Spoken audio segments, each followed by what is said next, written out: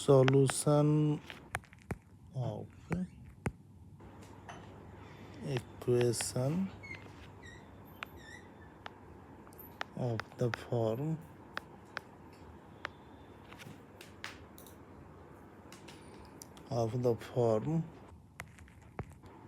a cos theta plus b sin theta is equal to c. Solution of equation of the form a cos theta plus b sin theta is equal to c. इस form के equation को अगर solve करना है तो हम लोग क्या करते हैं? सबसे पहला चीज़ कि इस फॉर्म के इक्वेशन का ऑलवेज सॉल्यूशन नहीं होता है।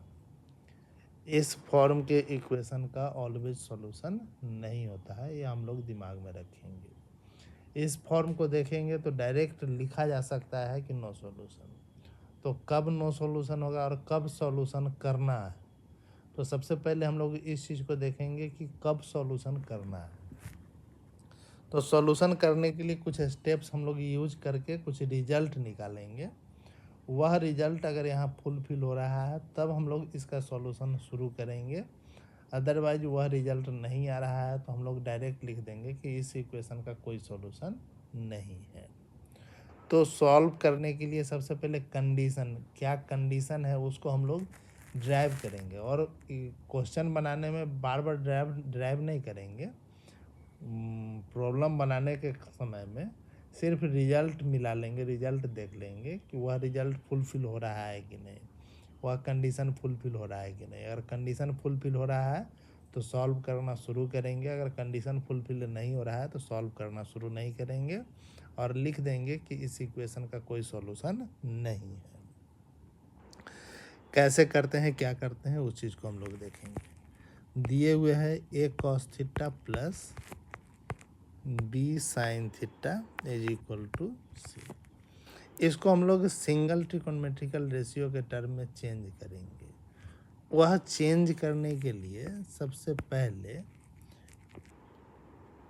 a और b यह जो कोफिशिएंट है उसके स्क्वायर के सम को लेंगे और उसका स्क्वायर रूट निकालेंगे और उससे पूरे सिस्टम को डिवाइड कर देंगे। मतलब यह हो जाएगा a by root under A square plus B square cos theta plus B by root under A square plus B square sine theta और यह इज इक्वल टू हो जाएगा C by root under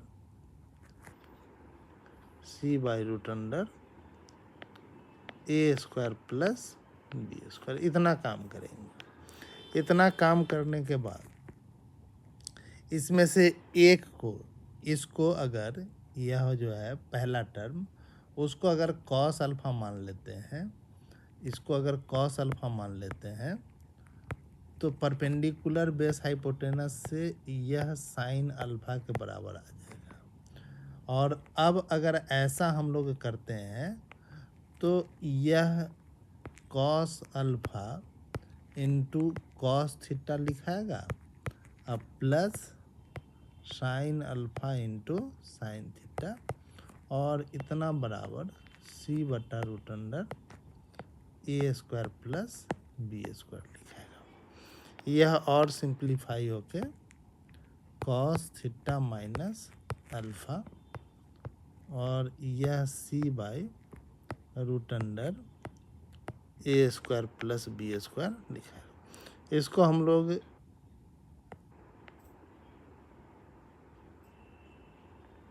cos beta मान सकते हैं। इसको हम लोग क्या मान सकते हैं, कॉस बीटा सी बाई। और अब हम लोग सॉल्व कर सकते हैं। तो यह तो तरीका हुआ कि हाँ सॉल्व कर सकते हैं, लेकिन क्या यह सॉल्व हो पाएगा, नहीं हो पाएगा। अगर उस चीज़ को वेरीफाई करना है तो उसके लिए हम लोग क्या करेंगे, तो यह इक्वेशन 1 हम लोग मान लिए। मानने के बाद पहले चेक करेंगे कि इसका सॉल्यूशन है कि नहीं, सॉल्यूशन होगा कि नहीं। तो since mod cos theta minus alpha, यह अगर हम लोग देखें तो यह क्या होता है, लेस देन इक्वल टू 1 होता है। मतलब अगर हम mod C by root under A square plus B square यह देखें तो यह होगा लेस देन इक्वल टू, और यहाँ से mod C less than equal to root under A square plus B square.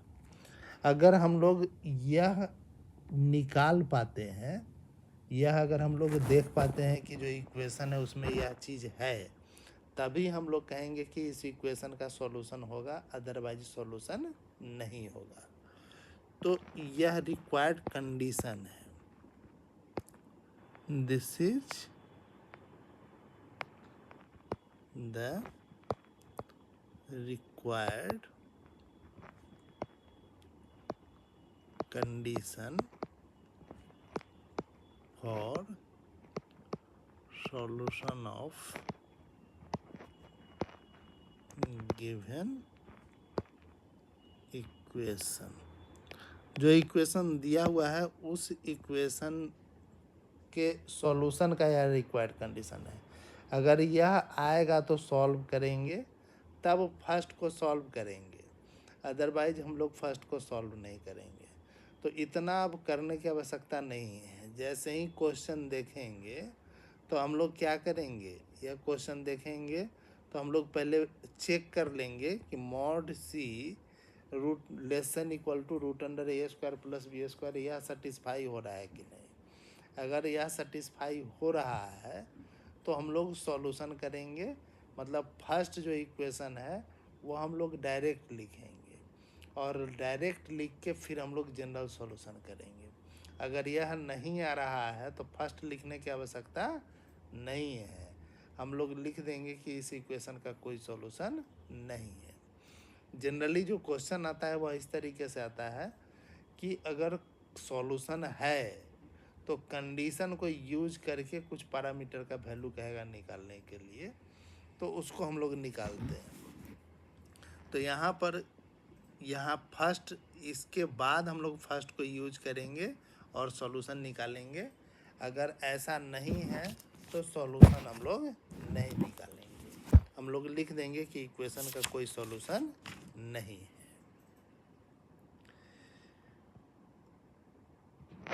Term हमको पढ़ना है, जैसे सॉल्यूशन अभी हम लोग कर रहे हैं तो किसी भी इक्वेशन का तो सॉल्यूशन कर रहे हैं, तो सॉल्यूशन का मतलब क्या होता है, तो सॉल्यूशन का मतलब होता है कंप्लीट सॉल्यूशन। जैसे कोई भी इक्वेशन सॉल्व होता है, हम लोग शुरू में ही डिस्कस किए हैं, बहुत जगह डिस्कस करना पड़ता है, बहुत जगह यह चीज़ आएगा कि कोई भी इक्वेशन है उसका सॉल्यूशन अगर हम लोग करते हैं किसी टाइप का कोई भी इक्वेशन, तो सॉल्यूशन का मतलब क्या होता है, तो सॉल्यूशन का मतलब होता है कंप्लीट सॉल्यूशन। और कंप्लीट सॉल्यूशन दो चीज़ को इन्वॉल्व करता है। कंप्लीट सॉल्यूशन का मतलब होता है there should be no extraneous root and no root lost. Complete solution का मतलब होता है कि ना ही वहाँ एक्सटेनियस रूट हो और ना ही वहाँ रूट हो। तो ट्रिकोनमेट्रिकल इक्वेशन का जब भी हम लोग करते हैं तो कंप्लीट सॉल्यूशन करते हैं। सॉल्यूशन का मतलब ही होता है कंप्लीट सॉल्यूशन। तो हम लोग इस टर्म को एक बार देख भी लेते हैं। तो complete solution of an equation क्या होता है, ऐसे